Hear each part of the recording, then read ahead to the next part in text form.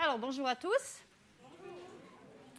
Je vais commencer par une question qui va certainement vous surprendre, peut-être vous choquer un peu. Est-ce que les morts peuvent parler? Alors, la réponse, ce sera un peu plus tard dans le message. Ce n'est pas directement le thème de mon message. Et puis, rassurez-vous, ça n'a rien à voir avec du spiritisme ou quelque chose de ce genre. Voilà.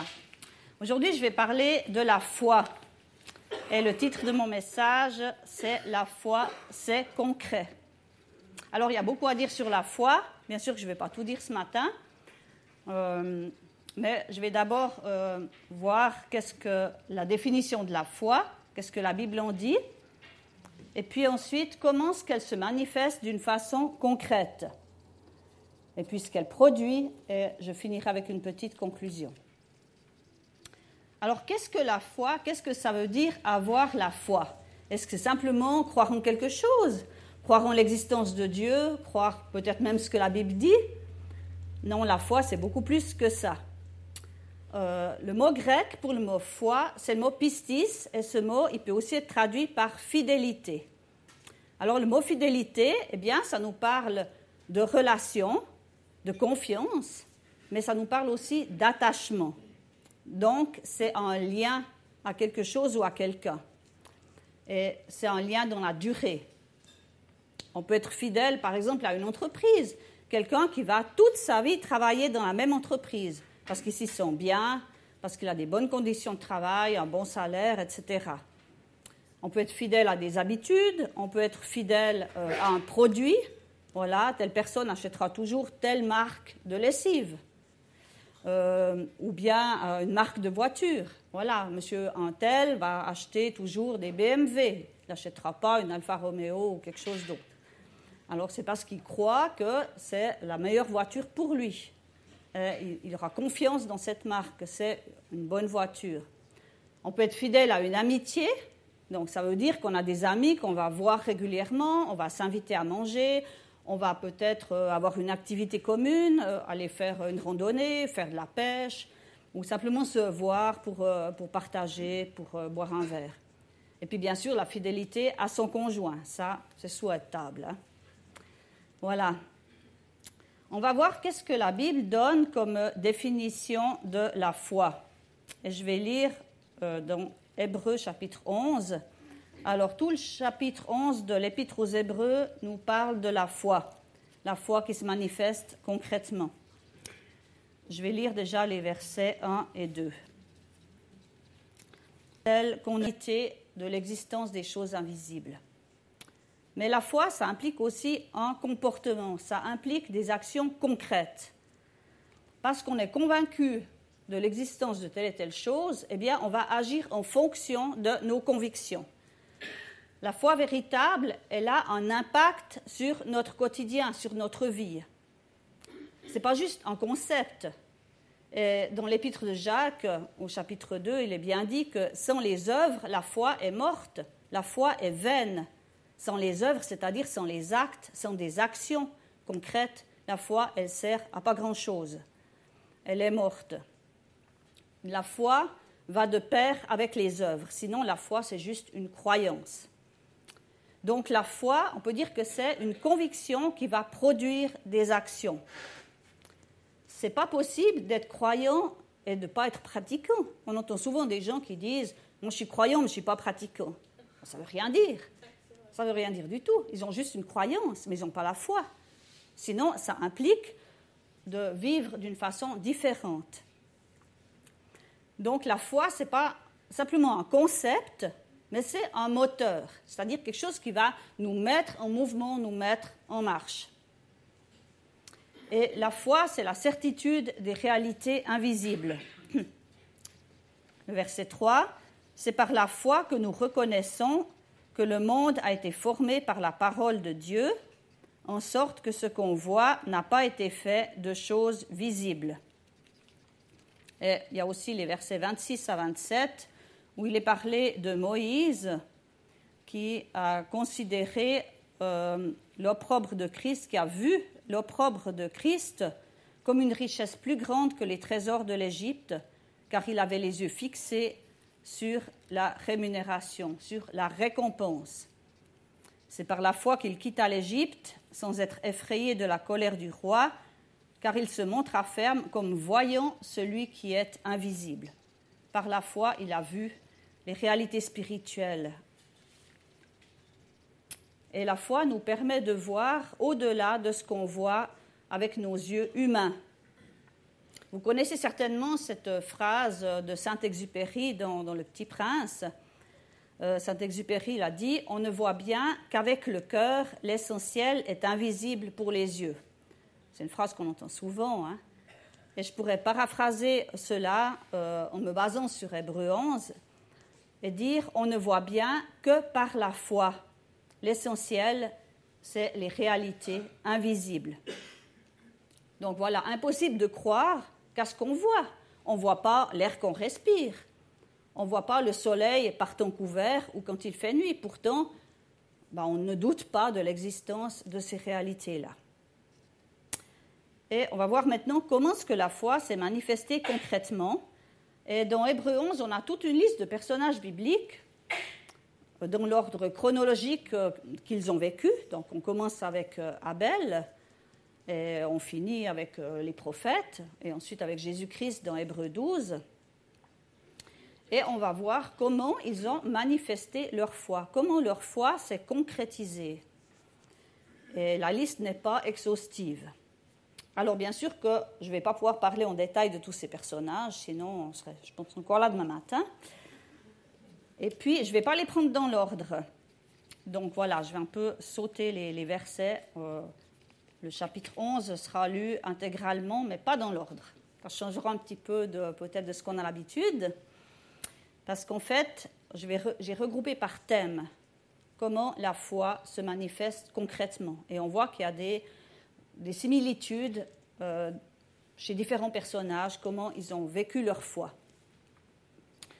Alors tout d'abord, la foi, c'est un engagement envers Dieu, c'est une marche avec Dieu. Et je vais lire le verset 5. C'est par la foi qu'Enoch fut enlevé pour qu'il ne vit point la mort, et qu'il ne parut plus, parce que Dieu l'avait enlevé. Car avant son enlèvement, il avait reçu le témoignage qu'il était agréable à Dieu. Il ne nous est pas dit grand-chose dans la Bible au sujet de Enoch. Donc, il a vécu au tout début de l'humanité, et il nous est juste dit qu'il a marché 300 ans avec Dieu. Alors bon, les gens ils vivaient longtemps à cette époque-là, mais quand même, c'est un bel exemple de fidélité. Pendant 300 ans, il a marché avec Dieu. Et ça veut dire quoi, marcher avec Dieu? Marcher avec quelqu'un, c'est aller dans la même direction. On ne peut pas marcher avec quelqu'un si l'un va d'un côté et l'autre de l'autre. Marcher avec quelqu'un, c'est aller au même endroit, avoir le même but. Et ça parle non seulement d'un but commun, mais aussi d'une relation, d'une marcher avec. Le mot « avec », il évoque une relation, une communion. Donc marcher avec Dieu, c'est d'abord être en communion avec lui. Je passe au verset 7 avec l'exemple de Noé. C'est par la foi que Noé, divinement averti des choses qu'on ne voyait pas encore, et saisi d'une crainte respectueuse, construisit une arche pour sauver sa famille. C'est par elle qu'il condamna le monde et devint héritier de la justice qui s'obtient par la foi. Il est dit dans Genèse 6, verset 9, que Noé, lui aussi, marchait avec Dieu. Et comment se concrétisait cette marche avec Dieu pour Noé? Eh bien, il le vivait d'une façon différente de ses contemporains. C'est qu'à l'époque de Noé, les gens, ils buvaient, ils faisaient des choses qui déplaisaient à Dieu. Mais Noé était juste devant Dieu. Il marchait dans la sanctification. Il marchait d'une façon qui était agréable à Dieu. Et il a obéi quand Dieu lui a donné l'ordre de construire une arche pour sauver sa famille. Il a cru, il avait la foi que Dieu enverrait le déluge et il a obéi.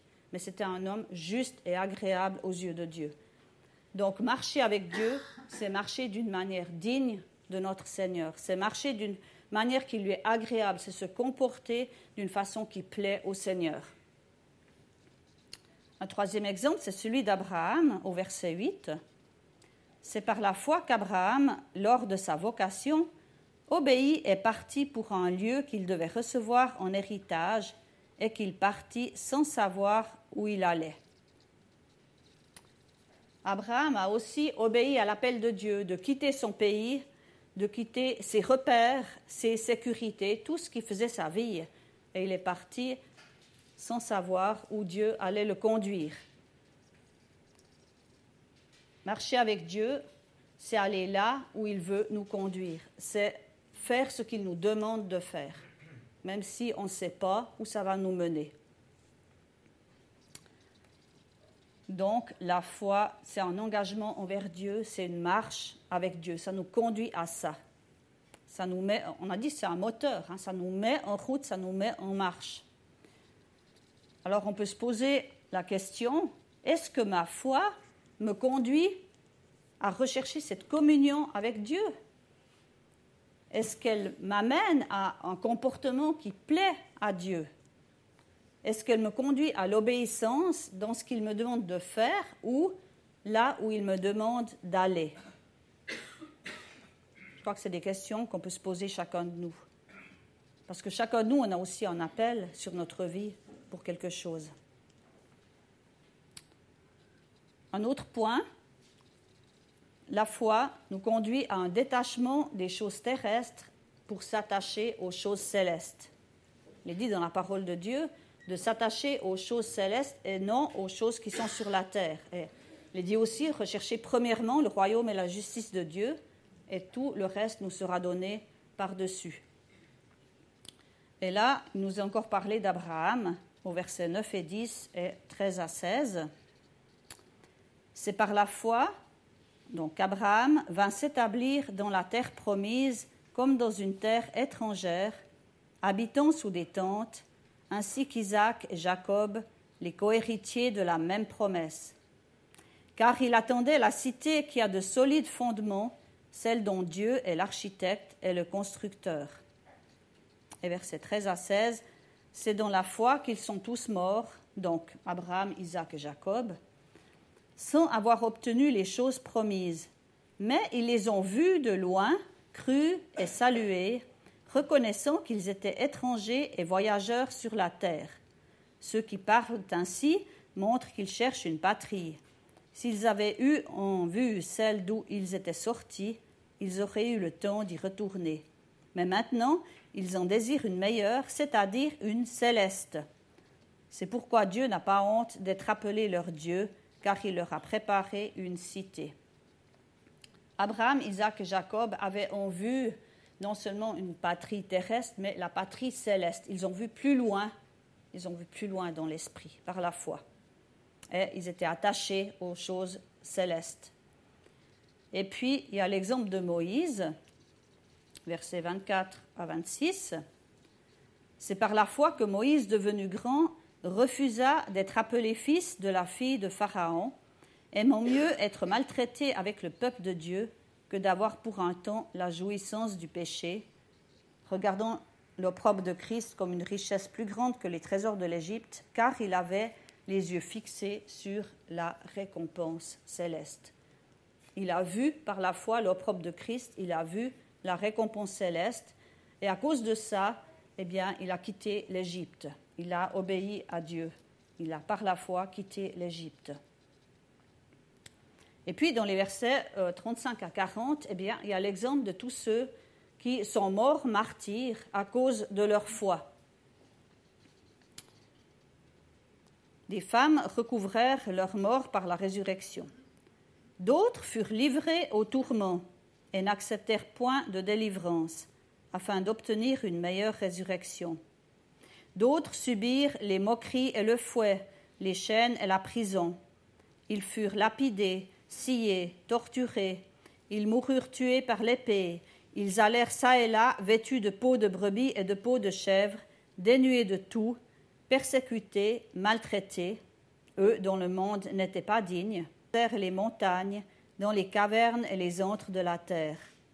Tout cela, à la fois desquels il a été rendu témoignage, non qu'il leur était promis, Dieu ayant en vue quelque chose de meilleur pour nous, qu'ils ne parviennent pas sans nous à la perfection.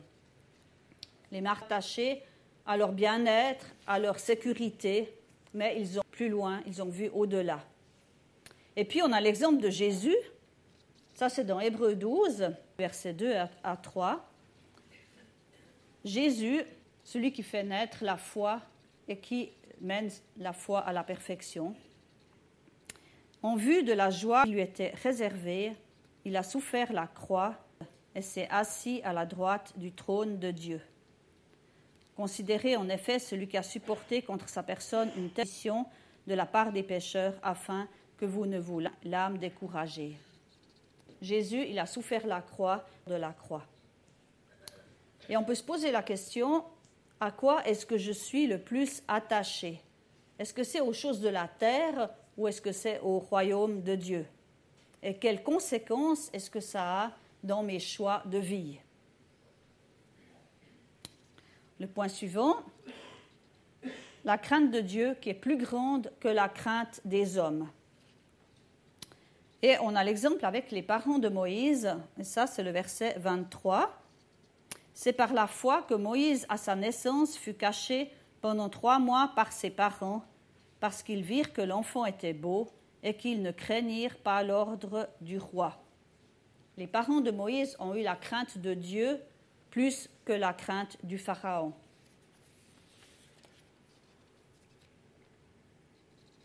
Les versets 24 à 28 qu'on a déjà lus par rapport à Moïse, qui, sans craindre la colère du roi, a quitté l'Égypte. Et c'est par la foi qu'il fit la Pâque et l'aspersion du sang, afin que l'exterminateur ne touchât pas au premier-né des Israélites. Moïse a craint Dieu plus que le Pharaon.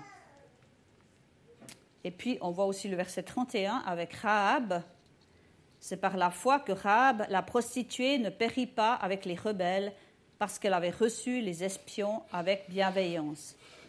Rahab avait la foi, a cru que Dieu donnerait le pays de Canaan aux Israélites. Et quand les espions sont arrivés à Jéricho, elle les a cachés, elle leur a dit, « Bien, promettez-moi que quand vous viendrez pour conquérir Jéricho, vous me laisserez la vie sauve à moi et à ma famille. » Elle a craint Dieu plus que les hommes. La crainte de Dieu nous délivre de la crainte des hommes. David l'exprime bien aussi au psaume 27. Dieu est mon refuge, Dieu est mon rocher. Que peuvent me faire les hommes? Si une armée se campait contre moi, je serais plein de confiance, je ne craindrais rien. Est-ce qu'on désire plaire à Dieu ou aux hommes? Qu'est-ce qu'on désire le plus?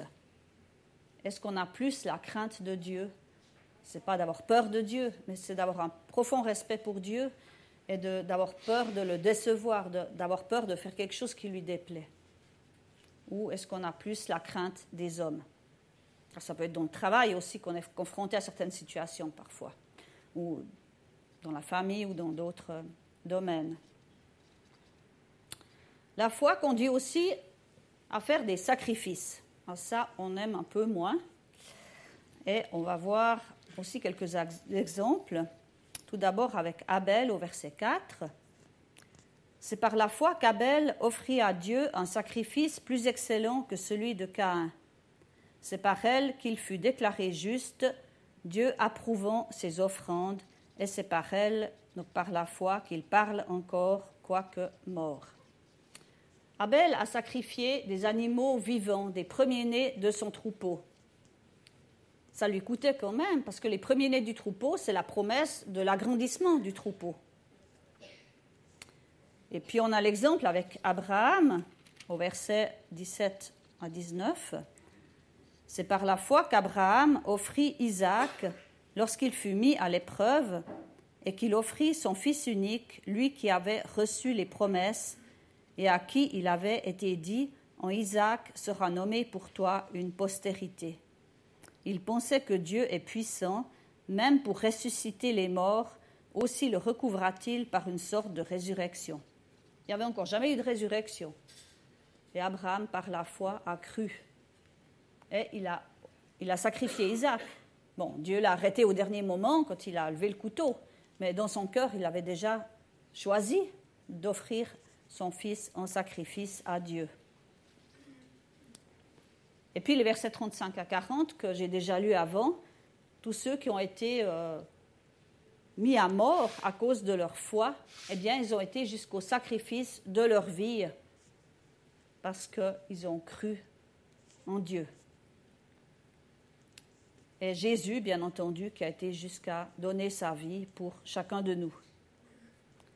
Et dans ces exemples qui nous sont cités, on voit un crescendo dans le sacrifice. D'abord des animaux, ensuite son fils, ensuite soi-même.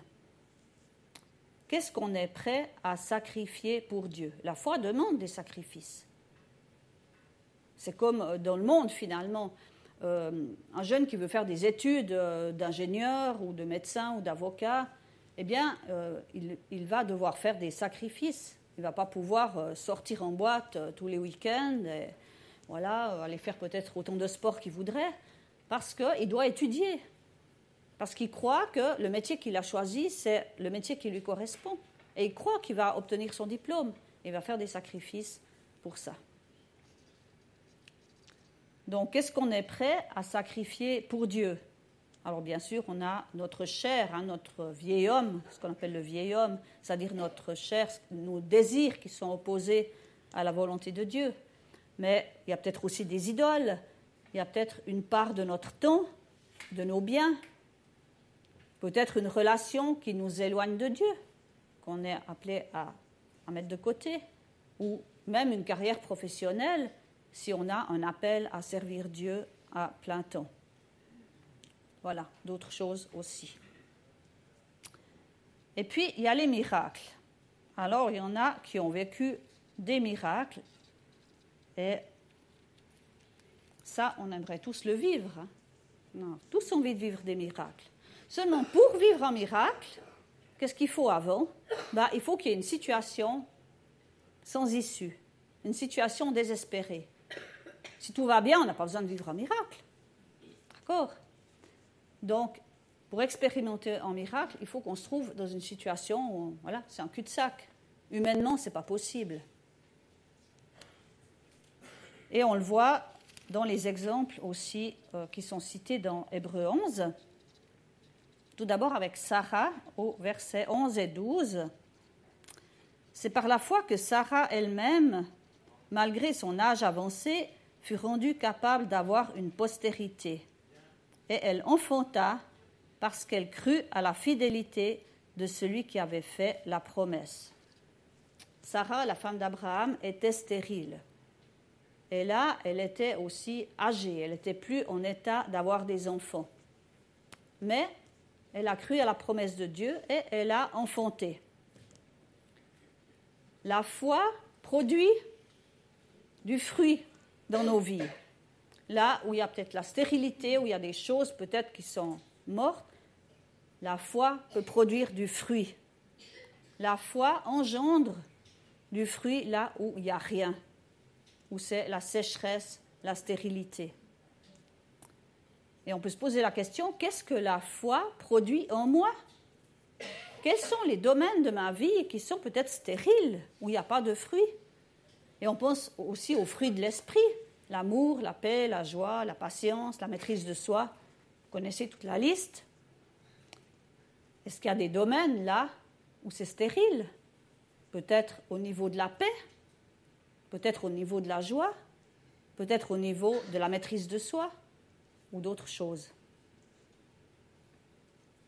Est-ce que je porte le fruit de l'esprit? Je passe au verset 29. C'est par la foi qu'ils traversèrent la mer Rouge, donc les Israélites, quand ils sont sortis d'Égypte, c'est par la foi qu'ils traversèrent la mer Rouge comme un lieu sec, tandis que les Égyptiens qui en firent la tentative furent engloutis. La mer Rouge était un obstacle insurmontable, mais par la foi, ils ont pu traverser. Dieu a ouvert les eaux. et ils ont passé. On a peut-être aussi dans notre vie des obstacles insurmontables. Ça peut être la peur, la haine, l'amertume, l'abattement. Ça peut être une situation physique, une maladie, ou une situation matérielle sans issue. La foi permet de vaincre les obstacles insurmontables. On a encore un exemple au verset 30. C'est par la foi que les murailles de Jéricho tombèrent après qu'on en eut fait le tour pendant 7 jours. Jéricho était une ville fortifiée, il y avait des grandes et épaisses murailles.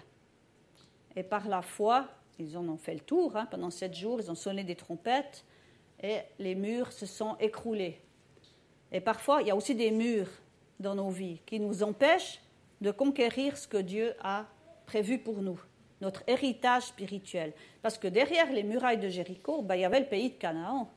C'était la porte d'entrée pour le pays de Canaan, Jéricho.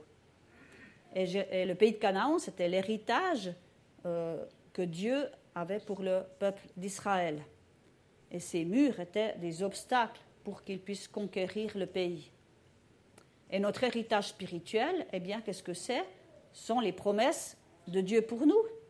Cette vie en abondance dont Jésus parle dans Jean 10, « Je suis venu afin que mes brebis aient la vie et qu'elle ait en abondance. » C'est la paix que Dieu donne, cette paix qui surpasse toute intelligence.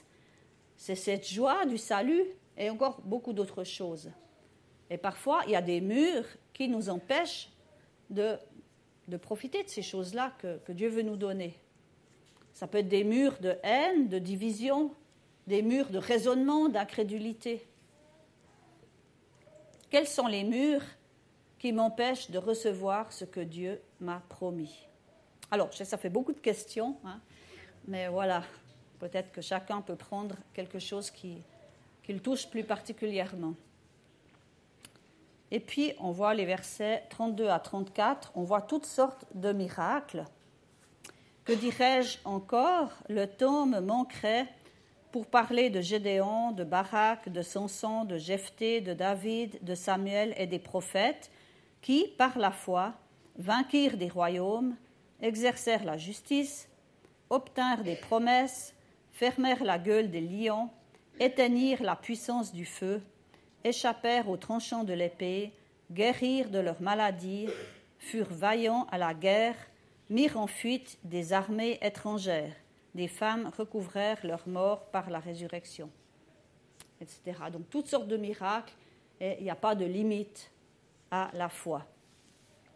Est-ce que je crois que rien n'est impossible à Dieu, qu'il n'y a aucune situation, aussi compliquée soit-elle, qui est trop compliquée pour lui et qu'il ne peut résoudre?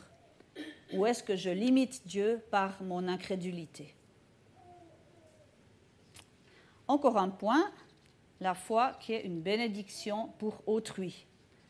Et là, c'est les versets 20 à 22. C'est par la foi qu'Isaac bénit Jacob et Ésaü en vue des choses à venir. C'est par la foi que Jacob, mourant, bénit chacun des fils de Joseph et qu'il adora, appuyé sur l'extrémité de son bâton. C'est par la foi que Joseph, mourant, fit mention de la sortie des fils d'Israël et qu'il donna des ordres au sujet de ses os. Donc là, on a Isaac, Jacob et Joseph qui ont prophétisé et béni leurs descendants en vue de l'avenir. On peut dire que la foi nous amène à bénir autrui, à avoir des paroles et des actes qui vont bénir autrui, c'est-à-dire qui vont leur être bénéfiques. La foi a un impact autour de nous, notre foi a un impact sur ceux qui nous entourent et même sur les générations suivantes. Et on peut se poser la question, quel genre de paroles et d'attitudes est-ce que j'ai envers les autres? Est-ce que ce sont des paroles et des attitudes qui vont encourager les autres, qui vont les aider, qui vont les réconforter, ou bien au contraire, des paroles et des attitudes qui blessent, qui détruisent? quel héritage spirituel est-ce que je vais laisser derrière moi?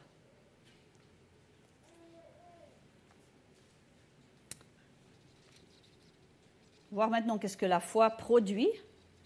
Alors, on a vu que la foi nous rend juste et agréable à Dieu. On a parlé de Noé, on a parlé d'Enoch. Et il nous est dit à de nombreuses reprises dans la parole que le juste vivra par la foi et que nous sommes justifiés par la foi. On trouve notamment à la fin du chapitre 10 des Hébreux et aussi dans Romains 4 et Romains 5. Bon, voilà, c'est dit à plusieurs reprises. Nous sommes justifiés par la foi nous rend justes aux yeux de Dieu. Et on a vu avec Abel, par la foi, il fut déclaré juste. Et avec Noé, Noé devint héritier de la justice qui s'obtient par la foi. Et puis encore le verset 6, qui a été lu dimanche passé d'ailleurs. Sans la foi, il est impossible de lui être agréable. Impossible d'être agréable à Dieu sans la foi. Car il faut que celui qui s'approche de Dieu croit que Dieu existe et qu'il est le rémunérateur de ceux qui le cherchent. Dieu récompense ceux qui le cherchent.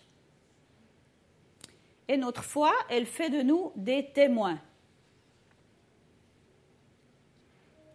Hébreux 12, verset 1.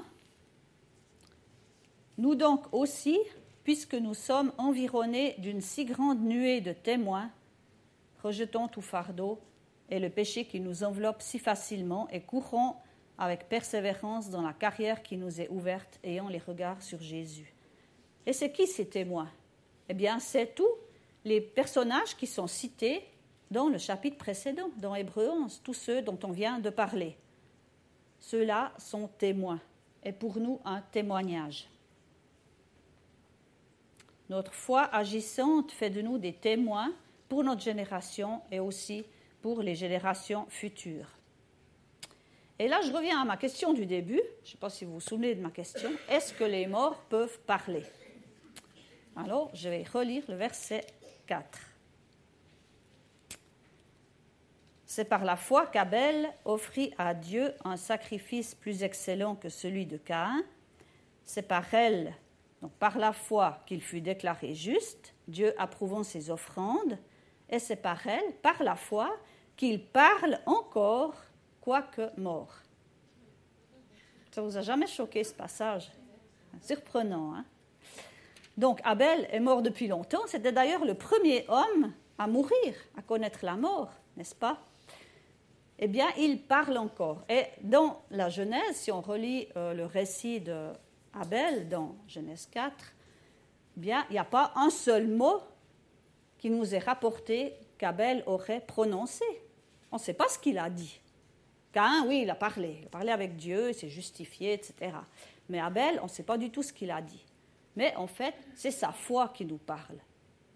Sa foi dans le sacrifice, dans le sang qui coule pour effacer les péchés. Donc, les morts parlent encore, bien sûr, pas avec des mots, mais par leur vie, par ce qu'ils ont vécu, par comment ils ont mis leur foi en pratique, comment ils ont vécu. Sinon, à quoi qu'il y ait tous ces récits dans la Bible? Juste peut-être des jolies histoires aux enfants? Non. Si tous ces récits des personnages bibliques, ils sont dans la Bible, et qu'on a accès, qu'on peut lire, qu'on peut étudier, méditer, c'est parce qu'ils ont quelque chose à nous dire, à nous, aujourd'hui, à chacun de nous. Et c'est ce qu'on a vu tout à l'heure avec ces quelques personnages dont on a parlé. On voit qu'ils ont quelque chose à nous dire.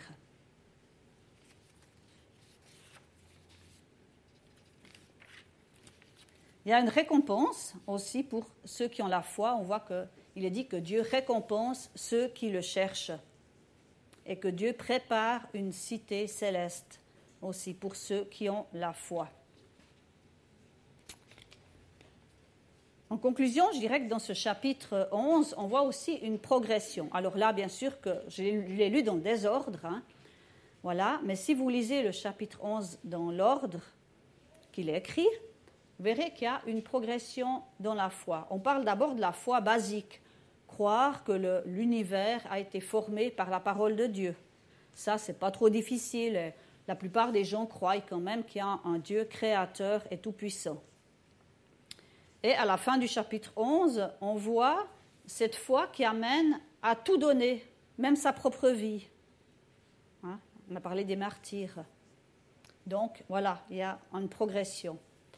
Et il y en a qui n'ont pas obtenu les choses promises, justement. Ils sont morts avant. Mais c'est quand même des hommes de foi. Et en fait, ce qui est important pour Dieu, ce n'est pas d'avoir du résultat ici-bas. Ce n'est pas d'obtenir nécessairement les choses promises ici-bas. Mais ce que Dieu regarde et ce qui est important pour lui, c'est qu'on garde la foi, c'est-à-dire qu'on reste fidèle à Dieu, hein, puisque foi et fidélité, c'est le même mot, qu'on vive des miracles ou pas, qu'on voie l'accomplissement des promesses ou pas. L'important, c'est notre cœur, c'est notre foi dans le Seigneur, cette confiance en lui, cet attachement, cette fidélité envers Dieu. Les résultats, ici-bas, ce n'est pas une preuve de notre foi. Moi, je connais des gens, des chrétiens ou des chrétiennes qui sont morts d'un cancer, mais qui avaient la foi pour être guéris, puis d'autres qui avaient peut-être moins de foi, puis qui ont été guéris, puis dès qu'il y avait la foi, qui n'ont pas été guéris. Pourquoi? Voilà, c'est pas ça qui est important, c'est garder la foi. Alors, je vais juste reciter les différents points de la manifestation concrète de la foi. Donc, on a vu que la foi se manifeste par un engagement vers Dieu, par une marche avec Dieu, par un détachement des choses terrestres pour s'attacher aux choses célestes, pour la crainte de Dieu plus que la crainte des hommes, par des sacrifices, des miracles. Donc il y a pas mal de choses. Hein. Et j'aimerais vous laisser avec une dernière question, mais là ce sera à chacun d'y répondre. Comment se manifeste ta foi? Qu'est-ce qu'elle produit dans ta vie? Est-ce qu'on pourrait ajouter ton nom à la liste de tous ces personnages d'Hébreux 11?